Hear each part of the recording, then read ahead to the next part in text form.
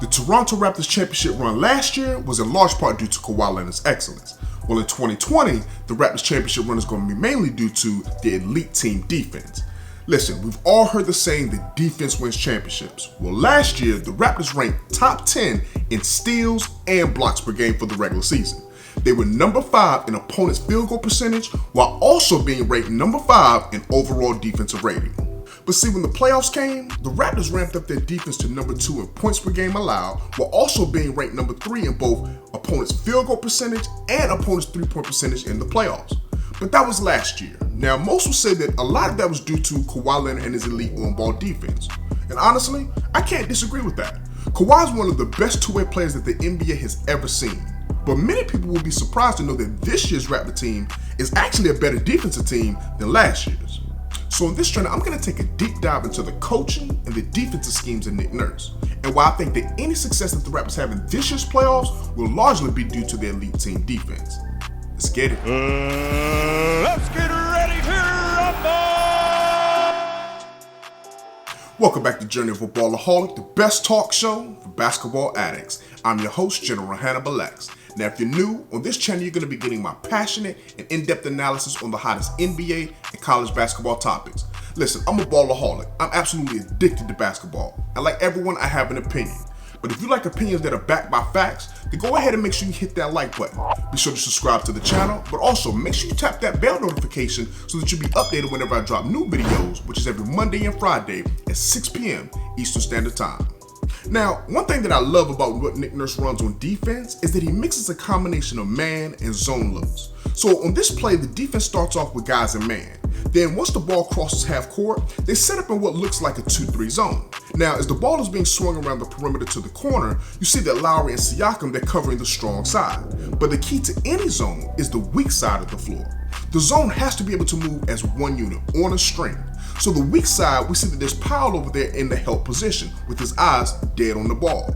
He's ready to attack. However, once the ball is swung back to the top of the key, the Raptors now have switched from that zone to a man-to-man coverage. But this is the thing, it looks like it's a 1-3-1 zone. So now as Andre Drummond sets that screen up top, Ibaka does an excellent job of coming out of what appears to be a 1-3-1 zone and stepping up to challenge the shot. This is an excellent example of 5 guys moving together and playing for one another. See, it's not just one play or even one set scheme that Nick Nurse uses to be successful. Here you can see the Raptors are set up in a dominant 1 full court press. You've got 4 guys up pressing the ball in the front court and the 5th man in the back court making sure that nobody gets behind them. See, a common theme that the Raptors have in all of their defensive sets is number 1, take away the lane, number 2, take away high percentage shots, and number 3, pressure the basketball. Now, it sounds simple, but not many teams are able to execute it as well as the Raptors do. Last year in the finals, we saw Nick Nurse turn to a high school defense when the Raptors went with the box-and-1 defense with Steph Curry and the Golden State Warriors. Granted, it was much easier to run this with Durant being out, but it was sneaky nonetheless. Now, for those that aren't familiar with what a box-and-1 is, this is when you place 4 guys in a zone around the paint, 2 at the elbow and 2 on the low block. Now, the 5th man face guards the other team's primary scorer, and in this case, that was Steph Curry that drew that attention. Now, regardless of where Curry went, VanVleet was attached to his hip. Knowing that he had help behind him, he could position himself on the high side. Now, this typically is a no-no position on defense, but in trying to deny Curry the ball, this was excellent denial position in the box-on-1 set. See, position is key in defense, and my coach years ago taught me that on defense, you want to position yourself between the basket, the ball, and the man, while keeping your hands up and your head on the swivel. Here you can see the Raptors are in a perfect position to wall off Giannis. Remember, it's extremely tough to take everything away from the offense, but elite defenses, they're going to focus on taking away the first and the second option away as much as possible. Ideally, you want to force the offense to scramble with the clock winding down so they can take a lower percentage shot. Now here you can see that the ball went into the post, with the weak side defenders recognizing where the swing passes are going and anticipated it by jumping the passing lanes to get the steal. One thing you'll consistently notice about the Raptors is just how unified they are.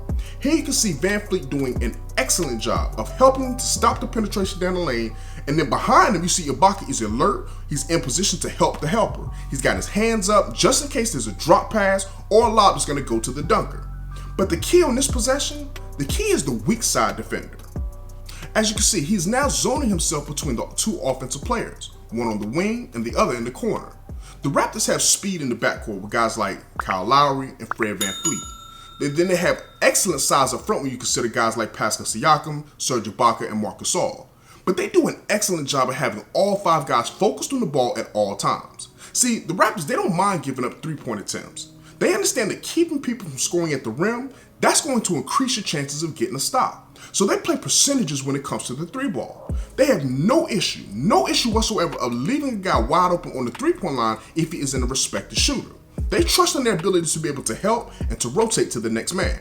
The Raptors are superb at being able to close out to defenders on the perimeter, allowing them to be able to contest shots without fouling. See, on this possession, Siakam and Van Fleet, they collapse on Derrick Rose, basically daring him to kick it out to the wing. But pay attention to Kyle Lowry, who's over in the corner. He understands that as the ball is being forced to the opposite wing, he's about to become the weak side defender.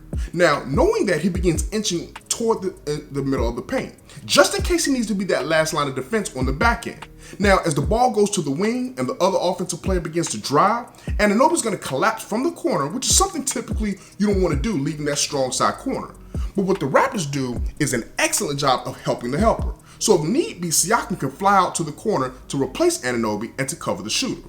Now, consistently what you're going to see is that you're going to see these guys swarm the ball handler with 2, sometimes even 3 guys, especially if he's attacking the paint. Listen, man, I cannot stress just how amazing this type of defense is when you got guys that truly trust each other and are willing to sacrifice, not worrying about stats or who scored on me or how many points my guy got, but team basketball. Listen, after winning a title with an elite perimeter defenders like Kawhi Leonard and Danny Green, the Raptors seem dedicated to coming back this year and showing that last year's defense wasn't a fluke. And they've done just that. This year's Raptors defense has been nothing short of sensational. Right now, they're number 1 in opponents' points per game. They're also number 1 in opponents' 3-point percentage. They're number 2 in opponents' field goal percentage, number 2 in defensive rating, and they're number 2 in steals per game. Listen, man, you can't get much better than that when it comes to being elite on the defensive end. Now, the key for the Raptors winning the title this year is going to be their defensive schemes and the adjustments that are made by Nick Nurse. And I'm going to admit to you, when the Raptors fired Dwayne Casey, I was not a fan. I was not a fan of a black coach who had just been named Coach of the Year in 2018 being let go for an assistant who had no head coaching experience. But man, listen, when I tell you the deal that Masai Ujiri made, he made the right call, and there's no way you can question that. He hit it dead on the head with this move. Nick Nurse has quickly gained my respect as one of the best coaches in all of basketball. Now, as much as I love the talent of Pascal Siakam, Kyle Lowry, and the rest of these Raptors, Nick Nurse, he's the superstar on this team. It's his leadership, it's his coaching, and his execution that's truly going to decide just how good this year's Raptors team will be. Now, whether the Raptors win the 2020 title or not, I'm going to be honest with you. That's not what I'm judging this year's team on. For me, a successful season for this year's squad, it's going to be them, first of all, number 1, they got to make it to the Eastern Conference Finals. That's an absolute must, without a question. Number 2, just get back to the NBA Finals. Listen, regardless of whether the Raptors win the title, the goal for them this year, it has to be keeping Giannis Antetokounmpo out of the NBA Finals. I'm thinking about doing a video on Giannis going to the Raptors. If that's a video that you think you'd like to see, go down to the comment section below and let me know. Listen, I'm going to be honest with you, man. The Milwaukee Bucks, they're on the clock. The Bucks right now are the favorites for basically everybody, all the mainstream media, to represent the Eastern Conference. They've got to get it done. If the Bucks don't make it to the finals this year, they can't wait till next year. I've heard people talk about, oh, they got this year and next year. I'm going to be honest with you. I think this year they have to make the finals just to even keep Giannis in the game. You got to remember, when Malcolm Brogdon was let go, Giannis was not happy, and he came out and publicly let that be known how he was not happy with management's decision to let Malcolm Brogdon, who was a Rookie of the Year, go. Now, granted, the Bucks tried to make up, by bringing in Weston Matthews, Kyle Korver, but losing Malcolm Brogdon was a big deal. And I think that if the Toronto Raptors, which is the team that I think has the best chances of knocking off the Bucks and going to the NBA Finals this year, other than the Bucks, it's going to be the Raptors, man. And I think this is imperative for the Raptors if they want a chance at getting Giannis, of bringing the Greek Freak to Toronto. They got to keep him out of the finals. I think once he sniffs just a little bit of success, as far as championship success, being one step closer to winning a chip, I think it's going to be impossible to get him to leave Milwaukee.